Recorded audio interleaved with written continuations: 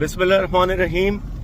आज जो वजीराबाद में ये वाक़या हुआ, कंटेनर पे फायरिंग हुई, पीटीआई की क़यादत, खान साहब ज़ख्मी हुए। हम कराची से, सिंध से पूरा काफ़िला लेकर यहाँ पहुँचे थे और एन उसी वक्त ये वाक़या पेश आया और मेरे साथ प्राइवेट सिक्योरिटी कंपनी का गार्ड जो कराची से मेरे साथ था, और यहाँ जब हम पहुँचे तो तभी एन उसी वक्त ये हालात क्रिएट हुए। हम उसी वक्त वहाँ पहुँचे, तब तक ये वाक़या हो चुका था।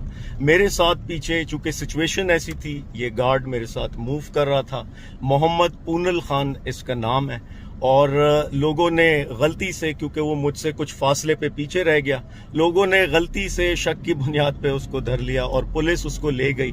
अभी मुझे खबर मिली है कि वो उसका नाम भी इसमें डाला गया है कि वो इस वाक़ये के ज़िम्मेदार वगैरह में। तो ये बिल्कुल सरासर बेबुनियाद है। वो प्राइवेट कंपनी का सिक्योरिटी गार्ड है, मेरे साथ ही आया था और इस वाक़ये के कुछ ही देर में हम वहाँ पहुँचे।